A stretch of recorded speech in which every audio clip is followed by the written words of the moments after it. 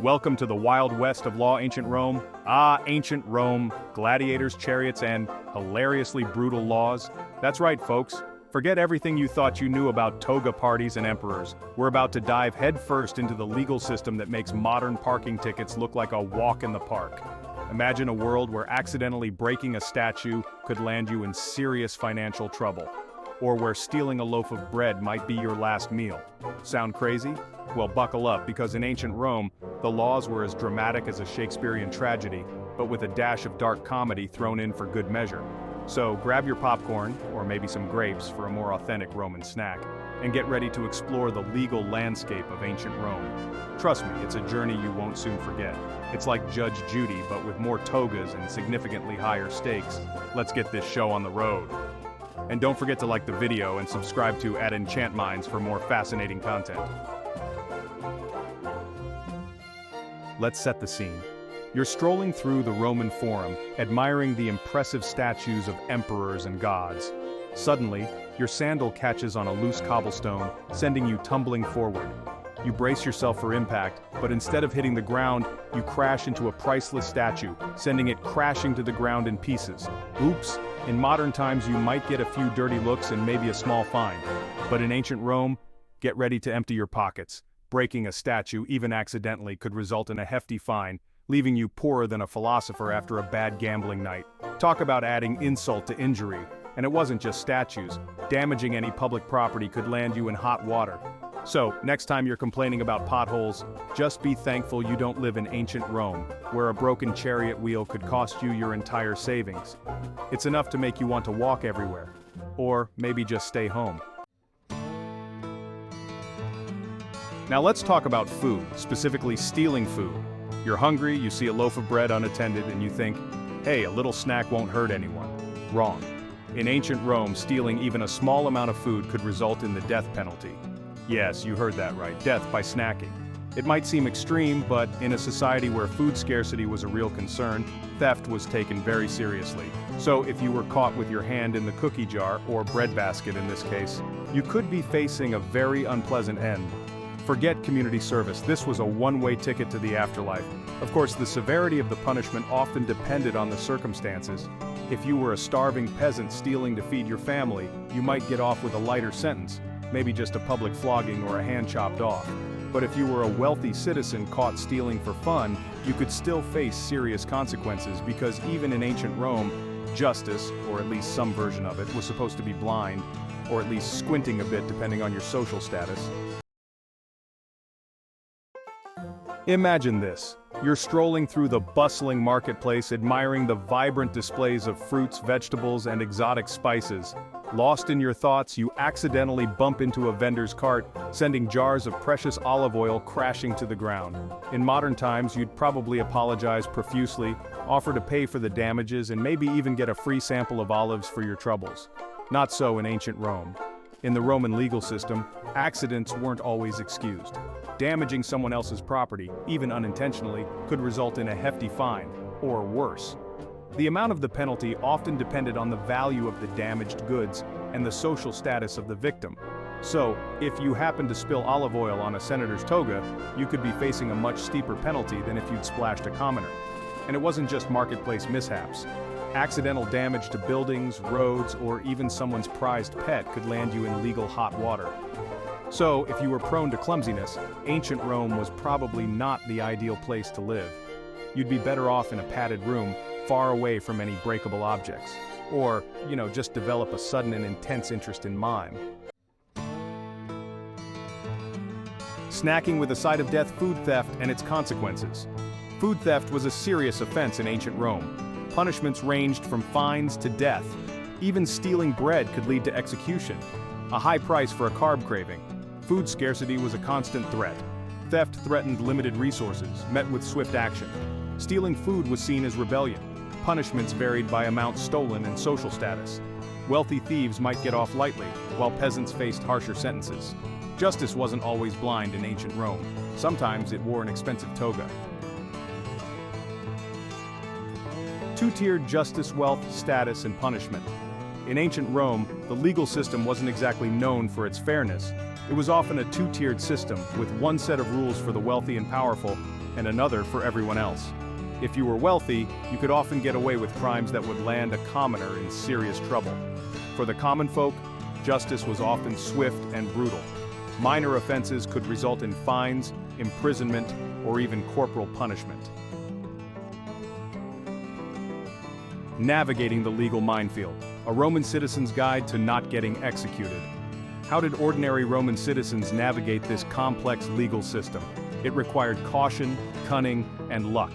Think of it as a real-life game of don't get executed. Knowing the laws was essential, or having a friend who did. Roman law was complex and evolving, so keeping up was a challenge. Legal experts offered guidance, for a fee of course. Avoiding legal trouble was crucial. Be mindful, avoid conflict, and keep a low profile. If you found yourself in trouble, having a good defense was crucial. This could involve hiring a skilled orator, or having a powerful patron intervene. In ancient Rome, connections mattered. A woman's place is owning property, sort of. Contrary to popular belief, Roman women own property. Shocking, isn't it? It's like finding out your grumpy cat secretly enjoys belly rubs. Yes, in the midst of gladiatorial combat and elaborate feasts, Roman women were actually allowed to possess land, houses, and even businesses. But hold your horses, chariot racers, because there was a catch. It wasn't exactly a free-for-all in the real estate market for the ladies of Rome. While women could technically own property, their control over it was often limited. Think of it like owning a fancy sports car but needing your dad's permission to drive it. Frustrating, right? This is where the concept of the paterfamilias comes in. This was the male head of the household, usually the father or husband, who held significant legal authority over the women in his family, including their property rights. So, while Roman women could own property, it wasn't always a walk in the park or a stroll through the forum. They often had to navigate a complex legal landscape with male guardians overseeing their every move. It was a system that could be both empowering and restrictive, offering women a taste of financial independence while simultaneously keeping them tethered to the patriarchal structure of Roman society. Guardians of the purse strings, the joys of male supervision. Let's talk about those male guardians, shall we? These weren't just your average chaperones, they were the gatekeepers of a woman's financial life. Think of them as personal finance advisors, but with significantly more power and a lot less tolerance for risky investments, like, say, buying a chariot racing team. The role of the guardian varied depending on the woman's age and social status. For unmarried women, their father or nearest male relative typically served as guardian. Married women, on the other hand, were often under the guardianship of their husbands. It's like having a permanent financial overseer, making sure you don't accidentally spend all your denarii on gladiatorial merchandise. This system, while seemingly restrictive, was intended to protect women's interests, or at least that's what the men claimed. In a society where women had limited legal rights, the guardian was supposed to ensure that their property wasn't mismanaged or stolen. Of course, this also meant that women often had to seek permission from their guardians for even the simplest financial transactions. It's like having to ask your dad for an allowance, even if you're a grown woman who owns a successful pottery business. Talk about a buzzkill. Livia's Vineyard, a tale of grapes, guardians, and frustration. Let's meet Livia, a hypothetical Roman woman who inherited a thriving vineyard from her uncle. Sounds like a dream come true, right? Imagine endless supplies of wine, beautiful scenery, and the sweet smell of grapes in the air. But as we've learned, property ownership for Roman women wasn't always a bed of roses or a vat of fermented grapes. Livia, despite owning the vineyard, couldn't just do whatever she pleased with it. She needed her father's approval to sell her wine, lease the land, or make any major business decisions. It's like having a parental lock on your Netflix account, but for your entire livelihood. Super annoying, right? Imagine Livia trying to negotiate a deal with a wealthy merchant, only to have her father swoop in and veto the entire thing because he thinks the price is too low. Or worse, imagine him trying to micromanage her winemaking process, insisting on adding more honey to the blend, even though Livia knows it will ruin the flavor. It's enough to make anyone want to stomp grapes in frustration. Livia's vineyard, while technically hers, was subject to the whims of her male guardian, turning her dream inheritance into a constant source of frustration. The restrictions on women's property rights weren't always absolute.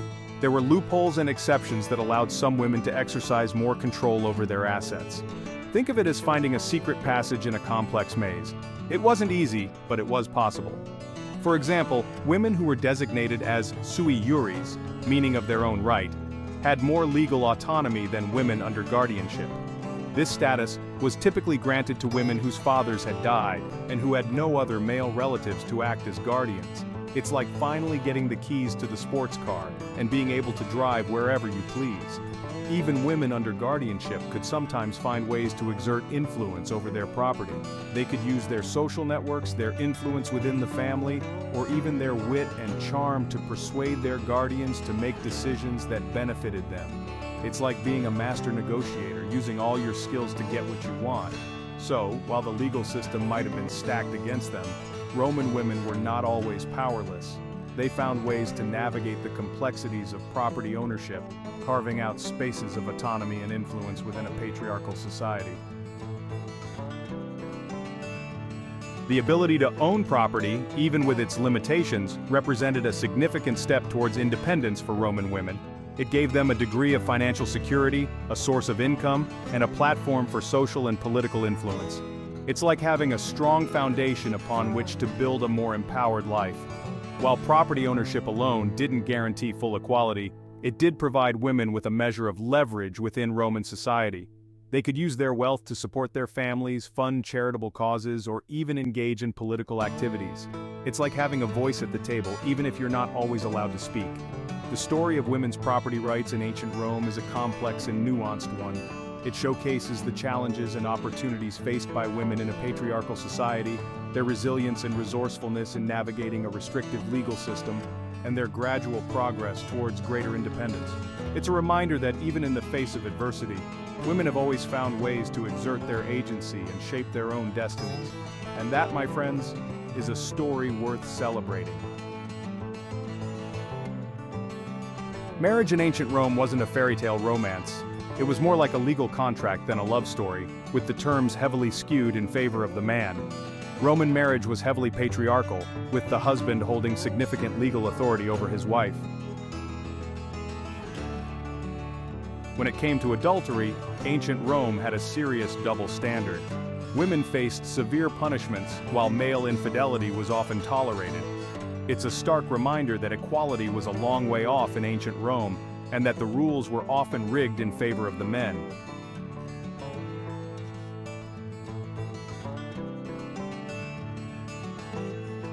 Julius Caesar, the ultimate Roman playboy, was notorious for his romantic conquests. Yet, he divorced his wife for mere suspicion of infidelity. This hypocrisy perfectly encapsulates the double standards surrounding adultery in ancient Rome. Roman couples navigated marriage with pragmatism, diplomacy, and stoicism. Women often turned a blind eye to their husbands' infidelities. Men had more freedom but had to be careful not to challenge the authority of the paterfamilias.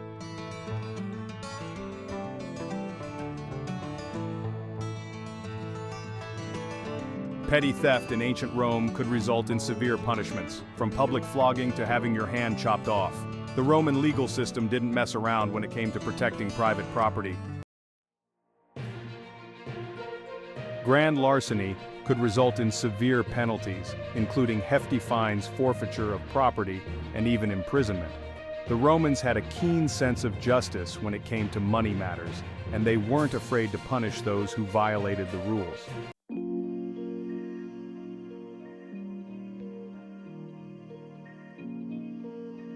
Treason was considered the most heinous of crimes, punishable by the most gruesome of penalties. Entire families could be punished for the treasonous acts of one member, ensuring loyalty to the empire. Public executions and other forms of punishment were common, designed to entertain the masses and reinforce the power of Roman law. These punishments were designed to shame and degrade the offender, making them an outcast in Roman society. The Roman courtroom was a theater of justice, where drama reigned supreme. Presiding over this chaotic scene was the magistrate, a powerful figure who acted as judge, jury, and executioner. In Roman trials, rhetoric was king. Lawyers used logic, emotion, and theatrical gestures to make their case. It was a no-holds-barred approach to legal argumentation, where anything went. In the Roman courtroom, the concept of evidence was fluid. The focus was often on the persuasive power of the arguments. Fake documents, fabricated testimonies, and even bribed witnesses were not uncommon in Roman trials. After all the accusations, arguments, and theatrics, the magistrate would deliver his verdict. If the verdict was guilty, the sentencing would follow swiftly, often as much a spectacle as the trial itself. Reflecting on Roman law was serious yet absurd. Bread thieves faced death, elites got off lightly, like a sitcom by Tarantino. Laugh, cringe, and fear. Tripping over a statue could bankrupt you, or an affair could land you in the arena. A nightmare, right? For Romans, just another day. Their legal system reflected their chaotic values. Next time you complain about a parking ticket, remember the Romans. Appreciate the fairness of our legal processes. At least we don't face lions for unpaid taxes. Yet. From toilets to trials, the legacy of Roman law. Believe it or not, the legacy of Roman law extends far beyond togas and gladiatorial combat. Many aspects of our modern legal systems, from basic principles of justice to complex legal concepts, have their roots in ancient Roman law. It's like discovering that your favorite pizza recipe was actually invented by a Roman chef. Surprising, but undeniably delicious. The Romans were meticulous record keepers, and their legal codes and writings have provided invaluable insights into their society, their culture, and their way of life. They developed sophisticated legal concepts, such as property rights, contracts, and due process, which have influenced legal systems around the world. And let's not forget the impact of Roman law on language. Many legal terms, such as habeas corpus, subpoena, and pro bono, are derived from Latin, the language of the Roman Empire. So, even if you've never set foot in a courtroom, you're probably using Roman legal terminology on a regular basis. It's like speaking a secret language that connects us to the ancient world.